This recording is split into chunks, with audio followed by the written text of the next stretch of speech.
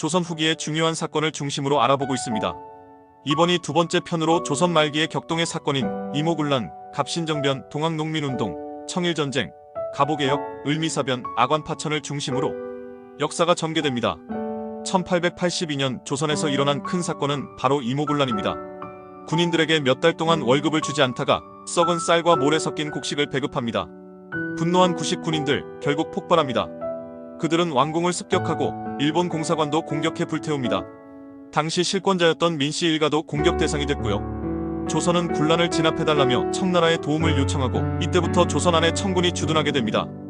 이로 인한 국내 혼란을 계기로 청나라의 내정 간섭이 시작됩니다. 그리고 2년 뒤 1884년입니다. 조선의 미래를 바꾸겠다는 젊은 개화파가 등장하죠. 청의 간섭과 민씨 정권의 부패에 실망한 젊은 지식인들인 김옥균, 박영효, 서재필 등이 급진적인 개혁을 추진합니다. 일본의 지원도 기대했고요. 이에 그들은 우정국 개국 행사 중 정변을 일으켜 정권을 장악합니다. 하지만 3일 만에 청군의 개입으로 무너지고 말아요. 개화파의 전국 장악 시도는 실패했고 주도 인물들은 일본으로 망명합니다. 조선은 청나라의 영향력이 더 강해집니다. 결국 조선은 근대화의 꿈이 좌절됐고 청나라가 조선에서 우위를 확보하게 되는 결정적인 사건이 됩니다. 이제 1894년 정말 큰 사건이 일어납니다. 바로 동학농민운동, 그리고 그 여파로 청일전쟁이 터지게 되죠. 탐관오리의 수탈, 외세의 침탈, 백성들의 삶은 고통뿐이었죠. 여기에 동학 신자들에 대한 탄압까지 더해지자 전봉준을 중심으로 농민들이 들고 일어납니다.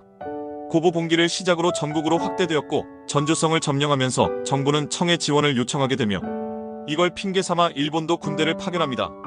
그 결과 조선 땅에서 청일전쟁이 벌어지게 된 거예요. 농민군은 우금치 전투를 끝으로 후퇴했고 청은 전쟁에서 패합니다. 이후 조선은 일본의 영향력 아래 놓이게 되죠. 민중의 힘이 폭발했던 동학운동, 그리고 외세의 전쟁이 벌어진 조선의 주권 붕괴 시점이 됩니다.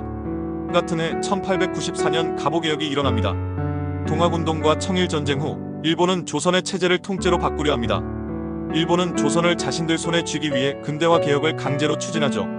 고종은 상황을 통제하지 못한 채 일본 요구를 받아들입니다. 신분제 폐지, 과거제 폐지, 은본위 화폐 도입, 탁지하문 설치 등등 근대적 개혁들이 쏟아집니다. 하지만 일본 주도의 개혁이었죠. 조선은 제도적으로는 근대화되지만 국민에게 지지를 얻지 못했고 혼란만 가중됩니다. 의미 있는 개혁이었지만 주체 없는 개혁이었습니다. 외세의 손에 끌려간 근대화, 그게 바로 갑오개혁이에요. 자, 이제 마지막입니다. 가장 충격적인 사건이 이어지죠. 바로 을미사변과 아관파천입니다. 명성황후는 일본의 간섭을 막고 러시아와 손잡으려 했습니다. 이걸 위협으로 느낀 일본은 조선 내부 세력과 손잡고 1895년 10월 명성황후를 궁궐에서 끔찍하게 시해합니다. 조선 내에서는 반일 감정이 폭발하였고 고종은 목숨을 걱정해 결국 1896년 러시아 공사관으로 피신하게 되는데 이것이 바로 아관파천입니다. 조선의 왕이 자국 궁궐이 아닌 외국 공사관으로 피신했다는 건 조선의 외교적 자주권이 완전히 무너졌음을 보여주는 상징이었죠. 명성황후의 죽음, 그리고 아관파천은 조선의 독립과 자주가 완전히 흔들린 순간이었습니다. 1882년 이모군란부터 1896년 아관파천까지 이 15년은 조선이 내부 개혁에 실패하고 외세의 손에 휘둘리며 주권을 점점 잃어가는 시기였습니다. 군인의 분노로 시작된 이모군란, 3일 만에 무너진 갑신정변, 농민의 절규였던 동학운동, 강제로 이루어진 갑오개혁, 왕비가 시해당하고 왕이 도망친 아관파천까지 이 모든 사건은 결국 조선이 스스로를 지킬 수 없을 때 어떤 일이 벌어지는지 보여주는 비극의 역사였죠. 잘 보셨나요? 다음 편에서는 이후 사건에 대해 알아보도록 하겠습니다. 영상을 끝까지 시청해주셔서 감사드립니다.